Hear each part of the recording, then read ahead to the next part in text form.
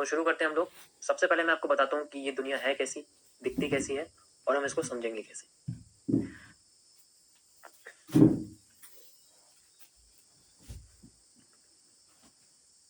मैं आपको यहाँ पर एमएमसी का स्टार्टअप बताना चाहता हूँ जिसके अंदर फेज 1 हम शुरू करेंगे। फेज 1 और देखो, वैसे बेसिकली मैंने इनको फेज में बांटा नहीं है, डायरेक्ट आपको वीडियो शो रही होंगी, बट आप इनको जनरली फेज में बांट सकते हो। 22 फेज है, उनको मैंने टोटल एक साथ कंबाइन कर रखा है। तो जहां तक फेज 1 खत्म होगा उसके बाद के जो जितने भी कॉन्सेप्ट हैं फेज 2 से लेके फेज 22 वो आपको टोटल एक वीडियोस मिल जाएंगी। ठीक है, वो सीरीज वाइज नहीं है, मतलब सीरीज वाइज मैंने फेजेस के नेम नहीं डाला है, लेकिन आप वहां से देख सकते हैं उनको। यहां बात करेंगे the world of financial market जंगल।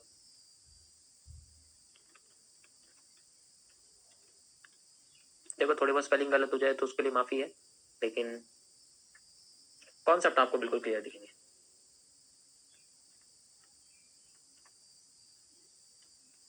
सो ये जो फाइनेंशियल मार्केट का मतलब क्या है? फाइनेंस का मतलब होता है पैसा, जहां पैसा इन्वॉल्व होता है।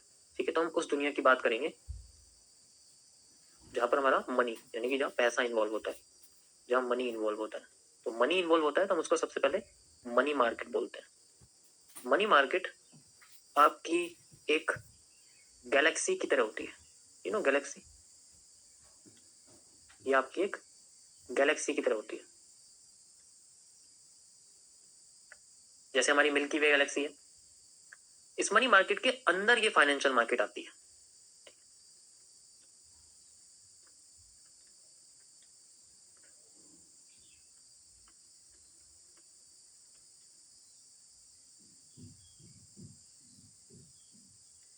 और अब इसको बोलते हैं हम लोग गैलेक्सी, मतलब हमारी मिल्की वे, इसके अंदर कई सारे प्लैनेट्स हैं। ठीक है, उन्हीं प्लैनेट्स में से एक प्लैनेट है अर्थ, यानी कि पृथ्वी, हमारी जो पृथ्वी, तो हम फाइनेंशियल मार्केट को बोलते हैं अर्थ। इसी तरीके से कई सारी मार्केट है मनी मार्केट में, जैसे बैंकिंग मार्केट, जिसे हम लोग बैंक मार्केट भी बोलते हैं, आप बैंकिंग भी बोल सकते हो उसको। बैंकिंग बैंकिंग सबसे बड़ी होती है, तो इसलिए मैं इसको बोलता हूं सन। ठीक है, इसी तरीके से मनी मार्केट में दूसरी मार्केट होती है जिसे हम लोग बोलते हैं हाउसिंग मार्केट या रियल एस्टेट मार्केट। आप इसको हाउसिंग मार्केट भी कह सकते हैं।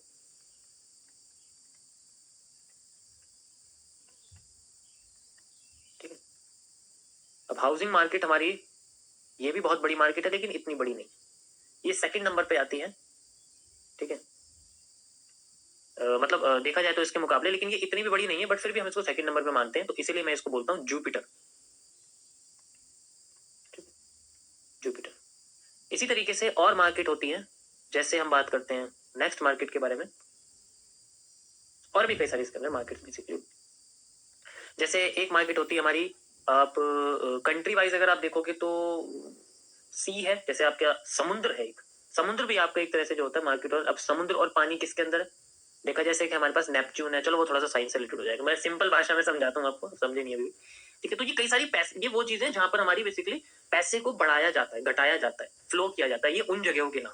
ठीक है, जैसे हमारी गैलेक्सी में कई सारी चीजें फ्लोट करती रहती है ना सन के चारों तरफ, इस तरीके से आपको क्या, लेकिन सन भी यहाँ पर एक तरह से फाइनेंशियल मार्केट यानी कि मनी मार्केट का हिस्सा है। मनी मार्केट का एक हिस्सा है सन। सन के चारों तरफ ये लोग घूमते हैं, क्योंकि बैंक से पैसा निकलेगा तो वो हाउसिंग मार्केट में चलेगा, इसलिए मैंने इसको सन बोला है। बैंक का मतलब सन, बैंकिंग। अगर हम कहीं पर भी इन्वेस्ट करते हैं तो बेसिकली हम बैंक से निकाल के करते हैं, तो इसलिए मैंने बैंक को सन बोला है। सन के चारों तरफ सारी मार्केट घूमती है, जितने प्लैनेट्स हैं उतने तरह की मार्केट्स होती है। सो इसमें से सबसे जो बड़ी मार्केट है वो फाइनेंशियल मार्केट होती है, जिसे मैंने अर्थ के नाम से बोला है। यहाँ पर आप कह सकते हो जुपिटर जो मैंने बोला है वो बेसिकली गैस का गोला है, वो दिखता बड़ा है लेकिन वो बड़ा है नहीं सरफेस एरिया के हिसाब से, बड़ा हम अर्थ को ही मानेंगे फिलहाल के लिए, आप ये समझो। ठीक है, और भी बहुत सारी मार्केट्स हैं, जिनमें से मैं एक और मार्केट आपके बारे में बात करता हूँ, जिसे हम लोग बोलते हैं ऑयल, जिसे आप ऑयल मार्केट कह सकते हो। ये भी बहुत बड़ी मार्केट है। तो ये ऑयल मार्केट वैसे फाइनेंस में भी आती है, लेकिन इसमें अलग से कहते हैं। ये ऑयल मार्केट किसके नाम से? मार्स के नाम से। ऑयल का मतलब है ईंधन। मार्स आने वाले टाइम में ईंधन की तरह काम कर रहा है। ईंधन मतलब एक लिविंग एरिया, जैसे जैसे कि बड़ी बड़ी कंपनीज, बड़ी बड़ी स्पेस शटल कंपनीज क्या कर रही है, मार्स पे जाके जीवन ढूंढ रही हैं, क्योंकि वो इसको ईंधन की तरह यूज कर रहे हैं ताकि इंसान आगे वाले टाइम में वहां रह सके। तो ये ऑयल मार्केट भी अलग होती है। ऑयल यहाँ पर आप कह सकते हो जैसे क्रूड ऑयल है, फॉसिल फ्यूल्स होते हैं, वो सारे होते हैं। फिर मार्स पे जाके भी इन्हीं सब चीजों को देखा जाएगा, फिर यहाँ के बेचा जाएगा, जैसे भी होगा वो। लेकिन ये मार्केट्स में आती है, ये भी मनी मार्केट का हिस्सा है। अब इन सभी में से देखो, मैं सभी को पढ़ा सकता हूँ आपको, I know every each and every corner of it. तो इनमें से मैंने अभी तक सिर्फ मैंने बताया कि मैंने एमएमसी को सिर्फ 60% ही रिवील कराए। तो ये बाकी की जो मार्केट्स हैं, ये बाकी के 40% में आती है। बैंकिंग मार्केट कैसी है, वहां पर कैसे यूज किया जाता है बैंक्स को, बैंक में कैसे ट्रेड की जाती है, ठीक है, बैंक का अलग सिस्टम होता है, ठीक है। हाउसिंग मार्केट अलग होती है जिसमें रियल एस्टेट्स आती हैं। ऑयल मार्केट अलग होती है जिसमें ऑयल्स आते हैं, क्रूड ऑयल्स आते हैं, और भी अलग तरीके की फिजिकल फॉर्म्स ऑफ इन्वेस्टमेंट होती है। हम बात कर रहे हैं यहाँ पर डिजिटल फॉर्म ऑफ इन्वेस्टमेंट की, इसलिए हम उस चीज को बोलते हैं फाइनेंशियल मार्केट। ये वो चीज जो हमारे सामने एग्जिस्ट नहीं करती है दिखने में, लेकिन सामने होती है। फाइनेंशियल मार्केट में जो अर्थ है, अर्थ के बाद हमारे पास इसमें आप कह सकते हो कि कई सारे पार्ट्स आते हैं। फाइनेंशियल मार्केट में कई सारे पार्ट हैं जहां पर हमें ये दिखते हैं, तो हम इन पार्ट को एज ए कॉन्टिनेंट बोलते हैं। सॉरी, मैं इसको कर्सिव में लिखता हूं।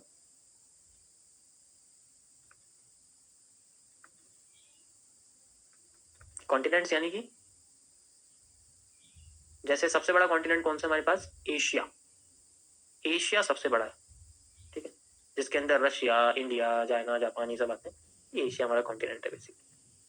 अब फाइनेंशियल मार्केट की दुनिया में सबसे बड़ा एरिया कौन सा है, वो सबसे बड़ा डिजिटल फॉर्म ऑफ एरिया जहां पर सबसे ज्यादा पैसा फ्लोट करता है, वो कौन सी मार्केट है, द फॉरेक्स मार्केट, जिसे हम लोग फॉरेन एक्सचेंज मार्केट कहते हैं,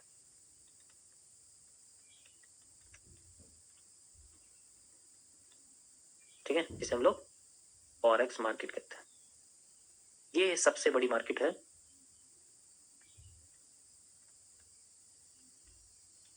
उसके बाद आता है आपके पास में अफ्रीका, ठीक है। लाइक मैं बात करता हूं अफ्रीका की, तो अफ्रीका मतलब यहां पर आपके सामने आती है वो कॉन्टिनेंट जिसे हम लोग बोलते हैं क्रिप्टो करेंसीज, क्रिप्टो मार्केट, ठीक है,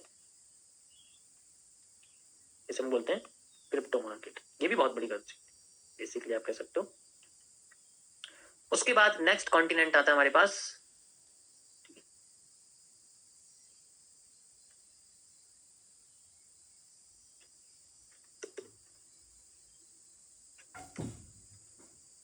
लाइक साउथ अमेरिका,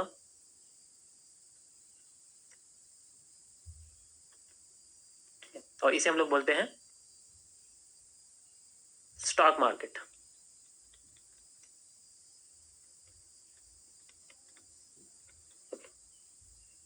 ये भी बहुत बड़ी है। जैसे अमेरिका बहुत सुपर पावर है, इसकी करेंसी की बहुत वैल्यू, इसलिए मैंने इसको साउथ अमेरिका को स्टॉक मार्केट में बोला। उसके बाद आती है हमारे पास में नेक्स्ट कॉन्टिनेंट जिसे हम लोग बोलते हैं नॉर्थ अमेरिका। यही होते हैं ना, देखो अगर कुछ गलती हो जाए तो माफ करना, बट कॉन्सेप्ट को समझना। हो सकता है कुछ चीजें गलत हो जाए, but try to understand the concept, वो आपको समझ में आ जाएगा। नॉर्थ अमेरिका मतलब commodity markets,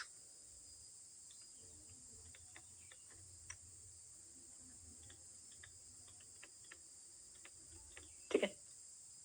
and the next, इससे भी नेक्स्ट आती है हमारे पास, नेक्स्ट कॉन्टिनेंट है हमारे पास जिसे हम लोग बोलते हैं ऑस्ट्रेलिया।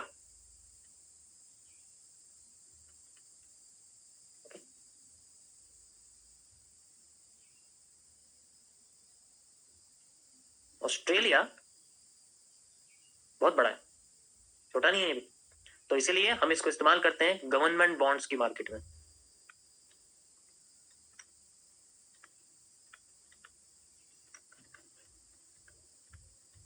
ठीक है। तो ये आपके मेजर मार्केट्स हैं जिनमें हम लोग बात करेंगे, और भी होते हैं लेकिन अभी फिलहाल के लिए आप ये समझिए। जैसे हमारे पास मैं एक और आपको बता सकता हूँ, चलो मैं एक और लास्ट आपको बता देता हूँ, यहाँ पर समझ में आ जाएगा, ठीक है।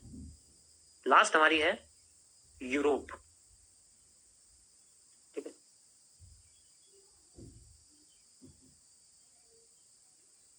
और ये होती है हमारे पास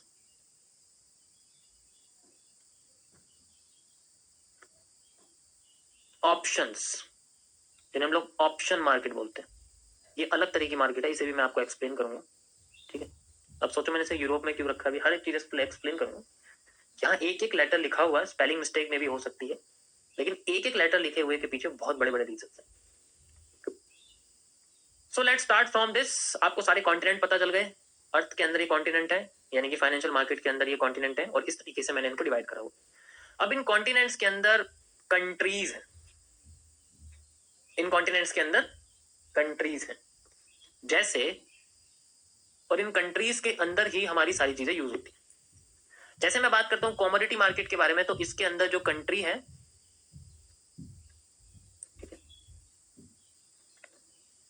इनके अंदर कंट्रीज आती हैं, जैसे नॉर्थ अमेरिका, और इसके अंदर कंट्रीज आती हैं, जैसे कि हमारे पास गोल्ड, जैसे कि सिल्वर, जैसे कि प्लेटिनम। तो ये हमारी सारी कंट्रीज होती है, ठीक। इसी तरीके से स्टॉक मार्केट के अंदर कंट्रीज होती हैं, जैसे शेयर्स, जिसे हम इक्विटी कहते हैं, जैसे ऑप्शंस, ऑप्शन मार्केट होती है, इनकी अलग होती है, जैसे आईपीओस, इनिशियल पब्लिक ऑफरिंग, ये सारे आपकी कंट्रीज हैं। फॉरेक्स मार्केट में, आप स्टॉक मार्केट में एक और चीज ऐड कर सकते हैं अगर करना चाहें, फ्यूचर्स, फ्यूचर्स मार्केट होती है, ठीक है। और भी ऐड करना चाहें और भी कर सकते हैं, लाइक इंडेक्स, इंडिसेस, सिंगल ये प्लूरल है। फॉरेक्स मार्केट में होते हैं जैसे कि आपके पास में स्पॉट, डेरिवेटिव, ठीक है, प्रॉप फर्म। इसी तरीके से क्रिप्टो मार्केट में आपकी होती है, लाइक इनके अंदर भी सेम होता है, इसे भी आप सेम स्पॉट, फ्यूचर्स, इनके अंदर भी फ्यूचर्स होते हैं।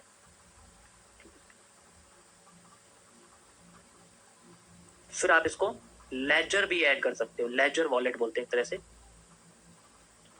लेजर क्रिप्टो, इसमें हम फिजिकली स्टोर कर सकते हैं। दूसरा इसके अंदर आता है हमारे पास NFT market, the non fungible token, और भी बहुत सारी होती है। ऑप्शन मार्केट में आपके पास आते हैं OTC market, over the counter market, OTC market special arts के लिए होती है। इसके बाद आते हैं आपके पास में बाइनरी ऑप्शंस,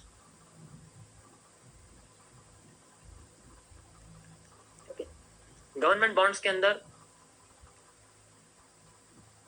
कोई भी गवर्नमेंट के प्रोजेक्ट्स हो गए, ठीक है, प्रोजेक्ट्स हो गए, गवर्नमेंटल शेयर्स जो होते हैं, और भी बहुत सारी, ये सारे इनकी कंट्रीज है, सबका अपनी अलग अलग दुनिया, जिन्हें हम लोग कॉन्ट्रैक्ट्स भी बोलते हैं।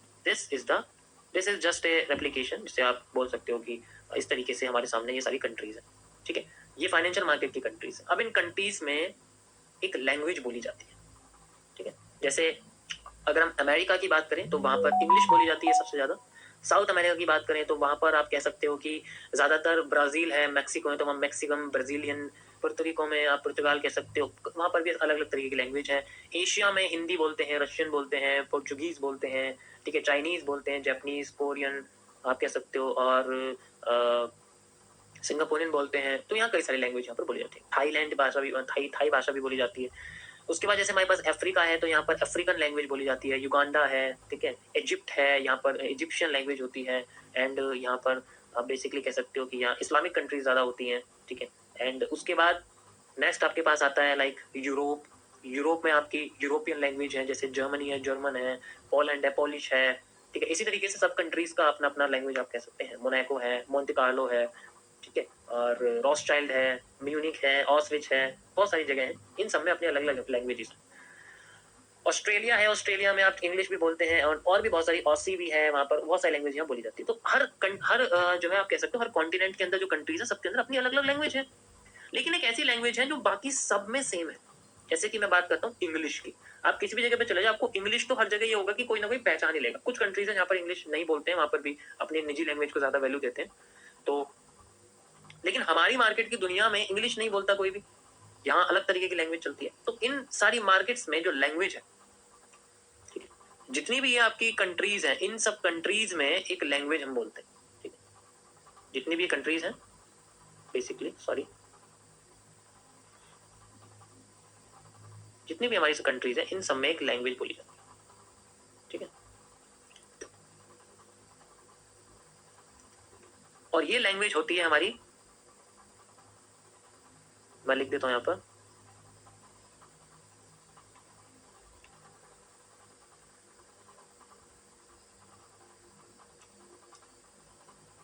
लाइन चार्ट, ओके, बार, यहां पर इन सब की वैल्यू बताएगा ना कोई। अब जैसे अगर मैं बात करता हूँ यहाँ पर लैंग्वेजेस हैं, तो जैसे मैं किसी भी गोल्ड की, सिल्वर की, प्लेटिनम की बात करूँ, किसी इंडेक्स शेयर इक्विटी की बात करता हूँ, किसी ऑप्शन फ्यूचर आईपीओ की बात करता हूँ, किसी स्पॉट फॉरेक्स मार्केट, कोई भी हो सकता है, डेरिवेटिव हो सकता है, प्रॉप फर्म हो सकती है, बेसिकली आपकी क्रिप्टो मार्केट में कोई भी स्पॉट यानी कोई बिटकॉइन, क्रिप्टो, कुछ भी, इन सब में लैंग्वेज बोली जाती है। इन सबको रिप्रेजेंट करने के लिए इनका प्राइस होता है, इनकी वैल्यू होती है, इनकी रिप्रेजेंट की जाती है। तो बार, कैंडल्स, हाइकिनाशी,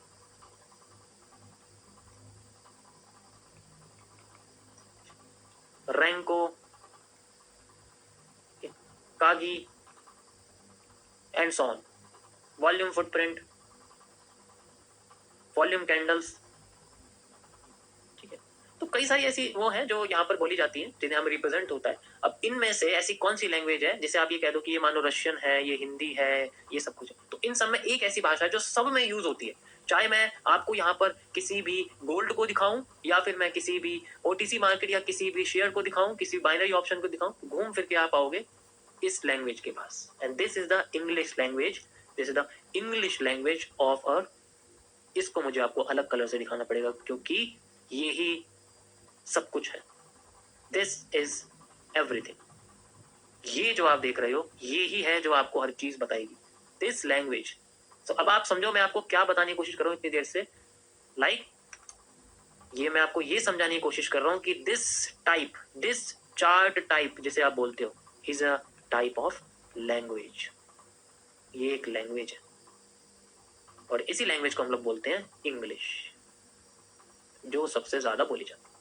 अब इस इंग्लिश लैंग्वेज के अंदर कुछ अल्फाबेट्स आते हैं, जैसे ए, बी, सी, डी, ई, एफ। अब मैं देखो इस लैंग्वेज के अंदर बेसिकली कुछ अल्फाबेट्स आते हैं। अब हमारे कैंडल्स के अंदर अल्फाबेट्स आते हैं, ठीक है। बात करते हैं हम लोग अल्फाबेट्स की। Alphabets, hammer, hammer is alphabet, a single candle is a alphabet. Hanging man and so on, जितनी भी कैंडल्स हैं, hammer, hanging man, shooting star, marubozu, inverted hammer, spinning top, tonbo, doji, dragonfly dojis, anything else, ये जितने भी हैं ये आपके alphabets. और इन सब में से ए का नाम दिया गया है हैमर को, मैं इसको ए बुलाता हूं। आप बी हैंगिंग मैन को बुला सकते हो लाइक दिस, इसलिए मैंने इनको सीरीज वाइज लिखा हुआ है। नेक्स्ट हम आते हैं, इनसे मिलके बनते हैं, इन अल्फाबेट्स से बेसिकली मिलके क्या बनते हैं, लेटर्स बनते हैं। ओके, इन अल्फाबेट से मिलकर आपके लेटर्स बनते हैं,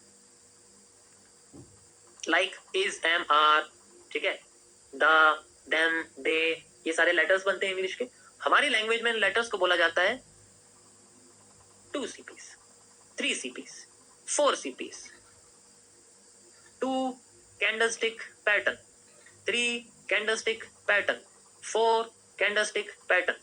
2 CP लाइक आप कह सकते हो, जैसे कि bullish engulfing, bearish engulfing, morning star 3 CP में आता है। तो ये मैं थोड़ी इनको एनगल्फिंग लिख देता हूँ, क्या एनगल्फिंग लिख देता हूँ, मतलब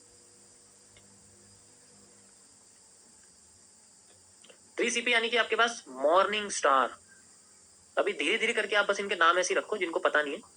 इवनिंग स्टार, रेनिंग स्टार जो मेरा बनाया हुआ है,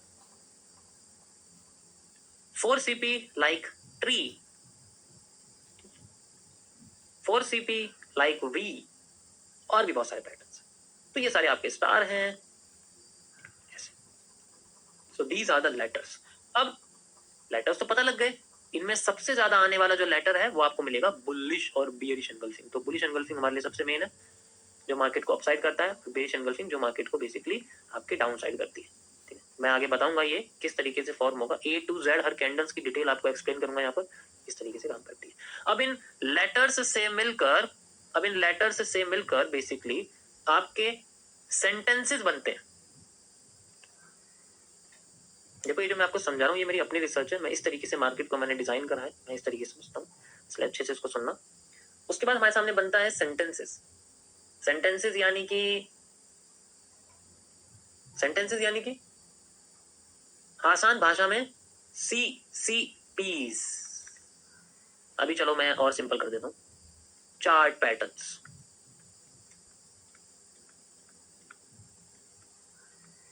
okay, chart patterns like double top, double bottom, ठीक है, double top, double bottom,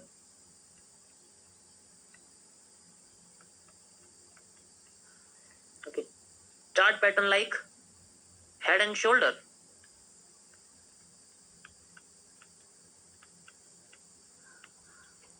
chart pattern like pennant,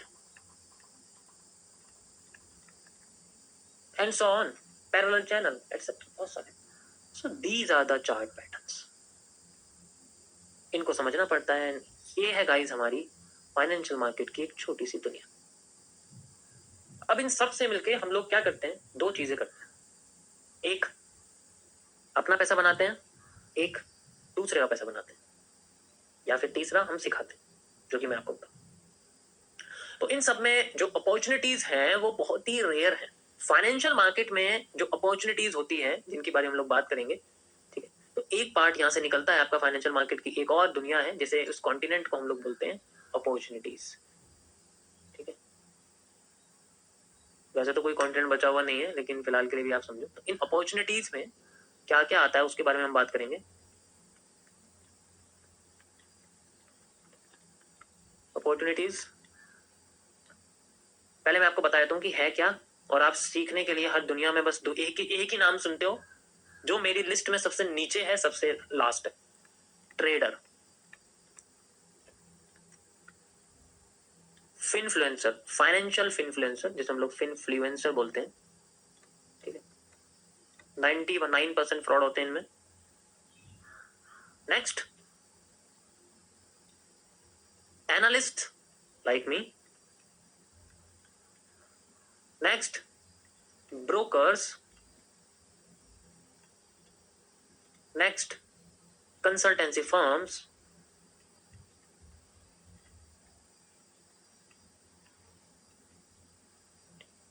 and next, crime investigation.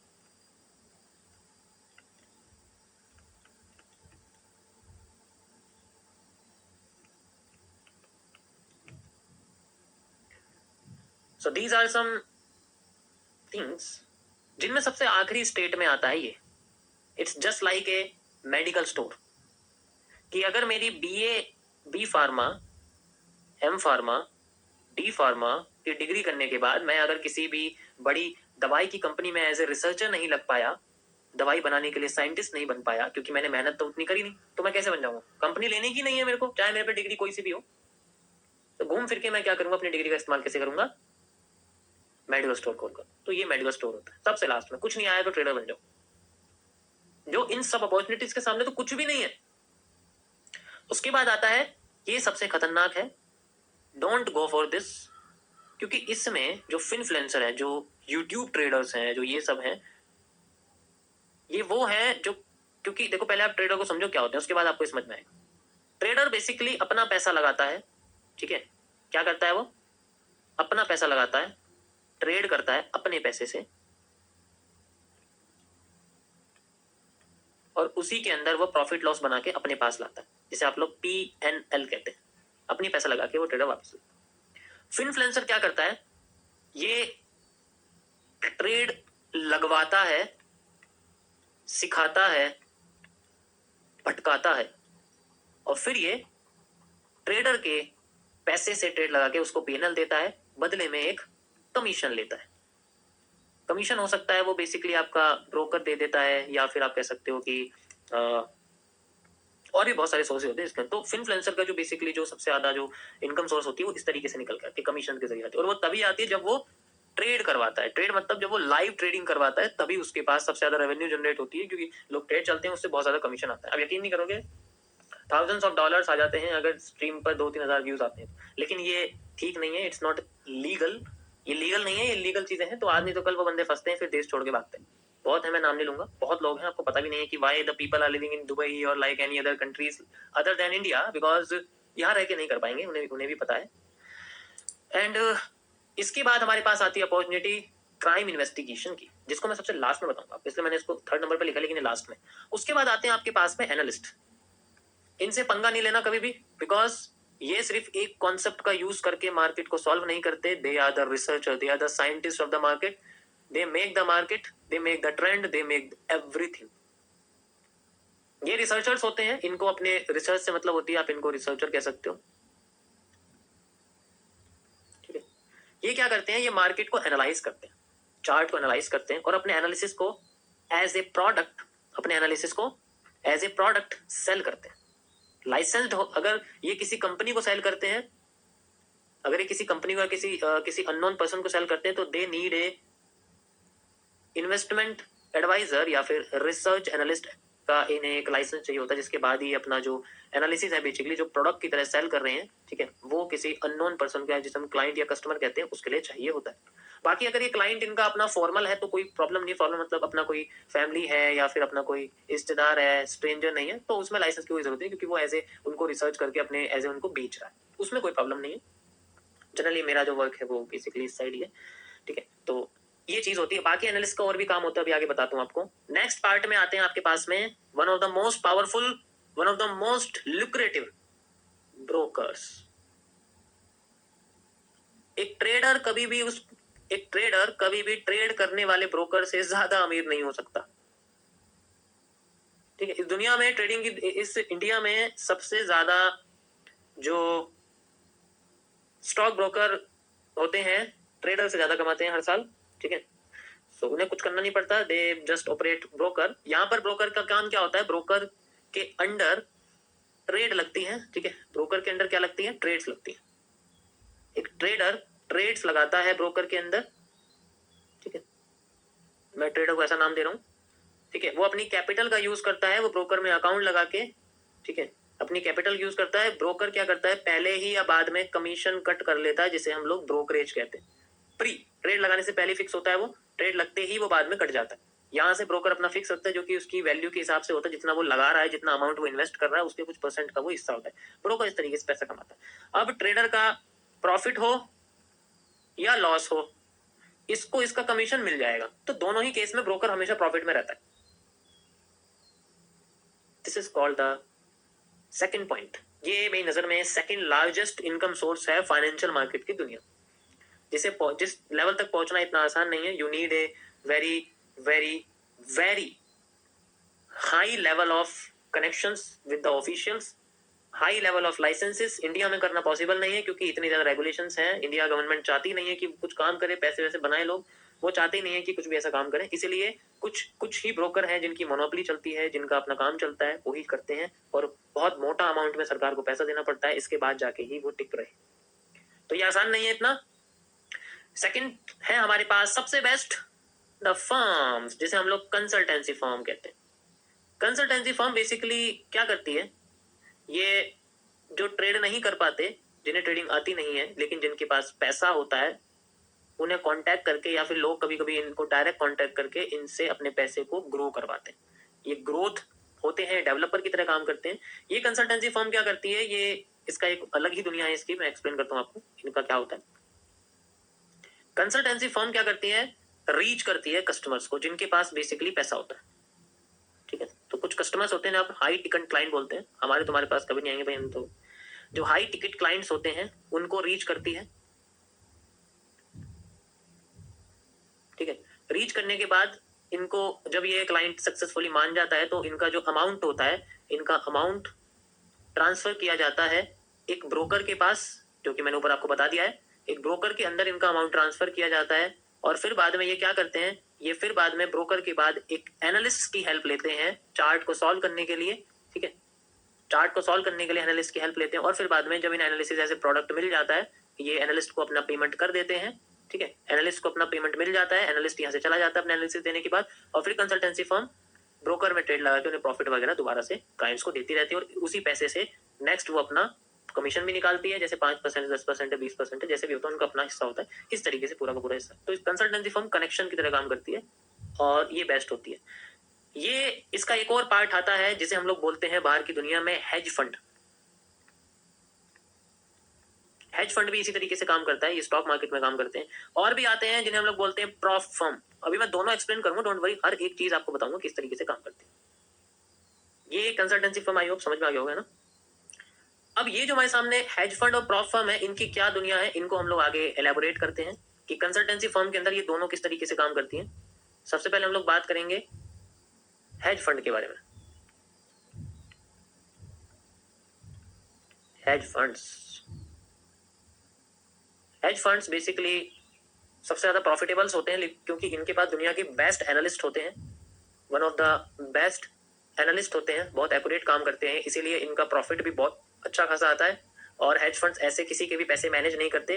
जैसे कि मैं आपको बता सकता हूँ एग्जांपल के लिए, ब्लैक रॉक आप जानते होंगे, ब्लैक रॉक हेज फंड ही है एक तरह का, जो दुनिया के मैक्सिमम कंपनीज का जो शेयर्स होते हैं उनको, क्योंकि कंपनीज नहीं चाहती कि उनके शेयर्स को वो खुद हैंडल करें क्योंकि उन्हें प्रॉब्लम्स आती है, इसलिए वो क्या करते हैं किसी और फंड मैनेजमेंट को दे देते हैं, जिससे उनके रिस्क एक्सपोजर भी कम हो जाता है, उन्हें मैनेजमेंट भी मिल जाता है, साथ ही साथ उन्हें स्ट्रेटेजीज भी मिलती हैं जो खुद ही हेज फंड इंप्लीमेंट करके उन्हें बेस्ट प्रॉफिट पर ईयर का, पर क्वार्टर का, पर 5 इयर्स का निकाल के देता है। तो इसलिए ज्यादातर क्या करते हैं हेज फंड्स में लेते हैं, लेकिन हेज फंड्स के बाद इतनी पावर नहीं है कि वो बिना किसी कंपनी की परमिशन के उनके शेयर्स का पैसा किसी और शेयर्स में लगा दे। वो उन्हीं के शेयर्स को यूज कर सकता है, उन्हीं के शेयर्स को है वो कर सकता है, फ्लेज कर सकता है, लेकिन वो पैसा अलग से नहीं लगा सकता, वो अपना ही पैसा लगाएगा जो उसे कमीशन मिलेगा। तो इसलिए जस्ट लाइक ब्लैक रॉक है, ये सब है, ये बेसिकली मैनेजमेंट्स होते हैं, इनके पास इतनी पावर नहीं है कि मार्केट को हिला देंगे, ये कर देंगे, वो कर देंगे, जस्ट लाइक नॉर्मल सबके पास होता है वैसा, क्योंकि ये किसी भी कंपनी के शेयर को लिक्विडेट करके उसका पैसा किसी और जगह पे नहीं लगा सकते। उन्हें रखना पड़ेगा, उन्हें मैनेज करना पड़ेगा, उनका काम सिर्फ मैनेज करना होता है, उनको स्ट्रेटेजीज के हिसाब से ग्रो करना होता है कि कैसे कैसे फंडिंग्स लेनी चाहिए कंपनी को, कैसे कैसे चीजें बढ़ानी चाहिए, क्या प्रोडक्शन बढ़ाना चाहिए, ग्रोथ कैसे करनी ओवरऑल, तो वो हेज फंड काम करती है। हिस्ट्री कहती है, हिस्टोरिकल डेटा ये कहता है कि जो कंपनीज हेज फंड्स के साथ अपने शेयर्स को मैनेज करवाती हैं वो कभी भी बैंकरप्ट नहीं होती हैं, ठीक है। तो ये हेज फंड की दुनिया है। यहाँ पर बेसिकली, यहाँ पर आप कह सकते हो कि मिनिमम इन्वेस्टमेंट वैसे देखा जाए तो ज्यादातर हेज फंड $10 मिलियन लेते हैं एज ए लिक्विड फंड्स में, और इसके बाद इसको अपने मन चाहे एसेट्स में जो है कस्टमर्स के, ठीक है, एक पार्ट होता है जो सिर्फ क्लाइंट्स के लिए होता है, ये क्लाइंट बेस्ड सिस्टम होता है, ठीक है, जिसे हम लोग CBS बोलते हैं, क्लाइंट बेस्ड सिस्टम, जिसके अंदर क्लाइंट्स का लिक्विड फंड यूज किया जाता है और फिर बाद में उस पैसे को ग्रो करके वो निकाल के देते हैं। जैसे अभी तक की सबसे ज्यादा जो हेज फंड्स में परसेंटेज निकलती है पर ईयर की, वो 60% से ज्यादा नहीं निकला आज तक, मैं नाम नहीं लूंगा, जस्ट आप समझिए कि ये है, ठीक है, आप गूगल पे डालेंगे तो आपको नाम वगैरह आ जाएगा। उसके बाद आता है इनका दूसरा पार्ट होता है हेज फंड का, वो होता है शेयर्स मैनेजमेंट का, जो कि मैंने अभी आपको समझाया। शेयर्स मैनेजमेंट में बेसिकली ये इनकी कुछ लिमिट होती है, जैसे कि मैं एवरेज, मैं एग्जैक्ट तो नहीं जानता, लेकिन सोर्सेज के हिसाब से कहते हैं कि हर कंपनी के मिनिमम आप कह सकते हो कि 90% जो शेयर है वो बेसिकली आप कह सकते हो पब्लिक होते हैं, और बाकी के जो 10% होते हैं वो हमेशा जो है उनमें से कुछ अमाउंट जो है ये हेज फंड्स मैनेज करते हैं ज्यादातर कंपनीज में, इसलिए इनके पास सबसे ज्यादा ट्रिलियंस ऑफ डॉलर्स में इनके पास asset funds, asset under management होते हैं, जिन्हें हम लोग AUM बोलते हैं, ठीक है, वो चीजें यहाँ पर यूज होती है। ये जो हेज फंड्स की कहानी होगी, देखो ये बहुत बड़ी चीज है, ये बस आपको इन्फॉर्मेशन के लिए बता रहा हूँ, ये नॉर्मल पीपल के लिए नहीं है, ये कभी भी आपको रीच नहीं करेंगे, ठीक है। नेक्स्ट आपके सामने आता है प्रॉफ फर्म। इसके अंदर अमेरिकन एक्सप्रेस भी आता है। अगर मैं MX की बात करूं, why the MX give the, just like उनके सबसे महंगे क्रेडिट कार्ड्स होते हैं, सेंचुरियन है, बहुत सारे क्रेडिट कार्ड्स होते हैं, ठीक है, बिजनेस है, वो सारी चीजें, तो वहां पर बेनिफिट्स वगैरह मिलते हैं, उनसे भी कुछ थोड़ा बहुत लिंकेज है जो कि बैंकिंग सिस्टम में है, वो मैं देखो यहाँ खुल के नहीं बता सकता, सॉरी, वो इसके अंदर है, ये थोड़ा सा कॉन्फिडेंशियल टॉपिक है कि ये बैंकिंग का क्या सिस्टम है, किस तरीके से ये यूज होता है, वो आपको बताता हूँ। नेक्स्ट आप इसमें समझिए, देखो मेरे पास कोई बुक नहीं है, ये मैं अपने माइंड से आपको बता रहा हूँ, मैंने कुछ नहीं खोला हो, ठीक है, बुक होती तो फिर हो सकता था ये और बड़ा हो जाए चार्ट, बट मुझे जरूरत नहीं है बुक की, बिकॉज मेरे पास 7-8 साल का एक्सपीरियंस है, तो मैं बता सकता हूँ तुम्हें बिना किसी किताब के। उसके बाद आपके सामने जो ये प्रॉफ फर्म है, इसके बारे में हम लोग बात करेंगे, कैसे हमारे पास ये यूज होती है, प्रॉफ फर्म का क्या मतलब है। प्रॉफ फर्म उन लोगों को मौका देता है जो ट्रेडर बनना चाहते हैं, उन लोगों को मौका देता है जो अपना पैसा हेज फंड की तरह इन्वेस्ट करना चाहते हैं, लेकिन हेज फंड वाले पैसा लेते नहीं है इतने अमाउंट से नीचे, तो 10 मिलियन से नीचे जो अमाउंट होता है वो बेसिकली प्रॉफ फर्म इन्वेस्टर से लेते हैं, ठीक है। लेस देन $10 मिलियन जो हेज फंड्स होते हैं, ठीक है, वो नहीं ले पाते हैं, तो प्रॉफ फर्म लेते हैं, ये इन्वेस्टर प्रोग्राम होता है, या इन्वेस्टर्स से लिए जाते हैं, जैसे कि अगर मेरे पास पैसा है तो मैं यहाँ पर इन्वेस्टर्स को, प्रॉफ फर्म को दूंगा, ये पैसा आगे $10 मिलियन एक चैलेंज के जरिए बाकी के नॉर्मल जनता को दिया जाता है। चैलेंज के जरिए, चैलेंज एक फीस रिलेटेड होता है, इसके अंदर फीस रखी जाती है। उस फीस को पे करने के बाद एक डेमो अकाउंट दिया जाता है जिसमें एक नॉर्मल सा ट्रेडर ट्रेड करके उस चैलेंज को पास करके वो अमाउंट ले सकता है। और ये अमाउंट इन्हीं लोगों का होता है। और ये इसमें से जो भी ट्रेड करता है, जो भी ट्रेडर ट्रेड करता है, जस्ट लाइक मैं आपको एग्जांपल बताता हूँ, इसे हम लोग बोलते हैं फंडेड प्रोग्राम, फंडेड फर्म इनको बोला जाता है। ये फंड करती है चैलेंज से, एक ट्रेडर फंड हो जाता है। अगर वो चैलेंज को सक्सेसफुली पास कर लेता है तो वो फंड हो जाता है। जैसे एग्जांपल के लिए मैं आपसे बोलता हूँ कि यहाँ पर मैंने $100K का जो है मैंने अकाउंट लिया है, जो कि मुझे करीब पड़ा है, आप कह सकते हो $900 में। मैंने $900 लगा के $100K का अमाउंट लिया है और मैंने इसको पास कर लिया, तो मेरे पास जो अमाउंट है अब मेरा इतना हो जाएगा। अब जब भी मैं इसमें प्रॉफिट करूंगा तो प्रॉफिट का जो कुछ हिस्सा होगा उसमें से हो सकता है 80% मुझे मिले और बाकी का जो 20% है वो प्रॉफ फर्म के पास चला जाता है। अब इस 20% में से जितने परसेंटेज इन्वेस्टर के साथ सेट किए जाते हैं वो पैसा प्रॉफ फर्म वापस इन्वेस्टर को एज ए प्रॉफिट इंटरेस्ट के नाम पर वापस दे देती है। ऐसे इन्वेस्टर का पैसा बनता है, ऐसे प्रॉफ फर्म का पैसा बनता है। जस्ट लाइक इनको 5% मिलता है, इनको 5% मिलता है, तो इसका हर बार 5% इसको इंक्रीज होता रहता है जैसे जैसे प्रॉफिट बनता रहता है। हो सकता है और भी ज्यादा, बहुत ज्यादा होते हैं। तो इस तरीके से प्रॉफ फर्म हेल्प करती है नॉर्मल ट्रेडर्स की, ताकि उनके छोटे अमाउंट को वो बड़े अमाउंट से ट्रेड कर पाए। ठीक है, लेकिन इसका चैलेंज पास करना थोड़ा सा मुश्किल होता है। वैसे तो देखो मैं जानता नहीं हूँ, लेकिन मैं कुछ आपको प्रॉफ फर्म रिकमेंड कर सकता हूँ, आप यूज कर सकते हैं, लेकिन अभी फिलहाल के लिए तो नहीं। कभी फ्यूचर में अगर मैं आपको प्रॉफ फर्म से रिलेटेड बताऊँ, क्योंकि मेरा फील्ड ट्रेडिंग नहीं है, तो मैं फाइनेंस से ज्यादा आपको बता नहीं सकता। बट यू कैन सी $900 से देखो 100K का अकाउंट मिल गया। ये एवरेज नंबर है, करीब करीब इतना ही होता है। तो ये सारी दुनिया हमारी जो है अपॉर्चुनिटीज से भरी हुई है। अब डिपेंड करता है हम अपॉर्चुनिटीज कौन सी यूज कर रहे हैं। फिर बाद में हमें यहाँ पर पता लगेगा कि जिस अपॉर्चुनिटीज में सबसे ज्यादा पैसा है वो अपॉर्चुनिटीज शुरुआती टाइम में बहुत समय लेती है, लेकिन बाद में लाइफ बहुत स्मूथ कर देती है। जैसे मैं एक ब्रोकर को बना दूं तो मुझे पता नहीं किस किस जगह पे चक्कर काटने पड़ेंगे, किस किस संस्थाओं में घूमना पड़ेगा, किस किस गवर्नमेंट ऑफिस में घूमना पड़ेगा, हर कंट्रीज में जाके लाइसेंस लेना पड़ेगा जिस कंट्री में मैं जाना चाहता हूँ। तो मुझे थोड़ी प्रॉब्लम शुरुआत में हो सकती है, लेकिन बाद में अगर वो ब्रोकर एकदम से बूम कर गया, मैंने उसे अच्छा बनाया, उसको कमीशन अच्छा करा, तो यू कैन सी कि फिर तो वो $1 बिलियन का बिजनेस होता है, बहुत बड़ा बिजनेस बनता है। क्योंकि इतना आसान नहीं है इसको बनाना, इन्वेस्टमेंट भी चाहिए होती है इसके लिए। तो उसके बाद कंसल्टेंसी फर्म से ये भी उसी तरीके से। तो ये जितनी बड़ी बड़ी चीजें हैं, इनमें काम भी बड़े बड़े शुरुआत में करने पड़ते हैं, लेकिन बाद में इनमें पैसा बहुत ही बड़े अमाउंट पे बनता है। ओके, तो मैं देखो, मैं पर्सनली ये बोलूंगा कि ट्रेडर एक बहुत छोटी सी चीज है, ये कुछ भी नहीं है इन लोगों के सामने। So just go from the analyst side, just like मैं एनालिस्ट हूं, आप एनालिस्ट की साइड से जा सकते हो और कोशिश करो इन जैसों की तरह बनने की। ठीक है, पैसा इनमें ही है सबसे ज्यादा, इनमें कुछ नहीं है। ये 5-10 लाख दिन का प्रॉफिट आपको दिखा रहे हैं, जस्ट नथिंग फ्रॉम देम। यहाँ मिनटों में इतना कमीशन बनता है ब्रोकर्स का, कंसल्टेंसी फर्म का। और एक कंसल्टेंसी फर्म चलाना इतना आसान भी नहीं होता, मेहनत चाहिए हर चीज में। बट यू नो, नॉलेज हर चीज की होनी चाहिए, ताकि मैं उसके अलावा भी और भी बहुत सारी चीजें यूज कर सकूं। AUM सबसे इंपॉर्टेंट है, एसेट अंडर मैनेजमेंट, जो कि ये लोग करते हैं। लाइसेंस चाहिए होता है, वो चाहिए होता है, वो चाहिए। कनेक्शन अगर क्रिएट कर दिया जाए तो प्रॉफम जैसी भी चीजें जो है ग्रो कर जाती हैं। आपको देख सकते हैं यहाँ पर इन्वेस्टर का पैसा है, ट्रेडर अपना पैसा नहीं लगा रहा ज्यादा, वो अपने छोटा पैसा लेके बड़ा अमाउंट यहाँ पर गैदर करने की कोशिश कर रहा है, इस तरीके से। अब समस्या ये है कि हेज फंड है, प्रॉफम है, ब्रोकर है, कंसल्टेंसी फर्म है, फिनफ्लुएंसर है, इन सब ने अगर किसी ने भी घपलेबाजी करने की कोशिश करी, तब आता है हमारा सबसे लास्ट ओपिनियन, जिसे हम लोग बोलते हैं the red zone, crime investigation. आप क्राइम इन्वेस्टिगेटर भी बन सकते हैं अगर आपको क्राइम की दुनिया से, फाइनेंशियल क्राइम जिसे हम लोग बोलते हैं, ठीक है, फाइनेंशियल क्राइम जिसे हम लोग स्कैम बोला जाता है। फाइनेंस की दुनिया में जो चोरी होती है उसे स्कैम बोला जाता है। तो आप स्कैम पकड़ने वाले एक इन्वेस्टिगेटर भी बन सकते हैं। ठीक है, देखो मैं ये सब चीजें इसलिए आराम से बता रहा हूँ क्योंकि भाई मैं तो कोई स्कैम करता नहीं हूँ, आई एम जस्ट एजुकेटिंग। मैं कोई लाइव ट्रेड नहीं देता, मैं कोई लाइव सिग्नल नहीं देता, तो मुझे तो कोई प्रॉब्लम नहीं है। हाँ, ये चीजें आपको वो नहीं बताएंगे जो खुद गलत कर रहे हैं, क्योंकि उन्हें भी पता है कि हमारे पास पैसा इसी तरीके से सबसे ज्यादा है, तो वो तो नहीं बताएंगे आपको। But I will tell you, this is also a best way. यहाँ आपको वैल्यू बहुत मिलेगी, पैसा कह सकता हूँ थोड़ा सा कम हो, लेकिन वैल्यू बहुत मिलती है। और फिर गवर्नमेंट बॉडी है तो भाई आजकल तो गमलों में से नोट निकल रहे हैं, तो क्या बोले हम। So this is your financial markets jungle. इनमें से मैंने आपको इसके बारे में बताया। बैंकिंग, हाउसिंग और ऑयल मार्केट के बारे में आपको नहीं बता सकता, क्योंकि वो हमारे आपके MMC के अंदर नहीं आते हैं। Got it. तो ये था गाइस आपका आज का फाइनेंशियल मार्केट का टॉपिक। आई होप आप लोगों को समझ में आया होगा। नेक्स्ट हम आगे की बात करेंगे, शुरू करते हैं हम लोग कल से कि CCPs कैसे होते हैं और भी सारे फेजेस के बारे में।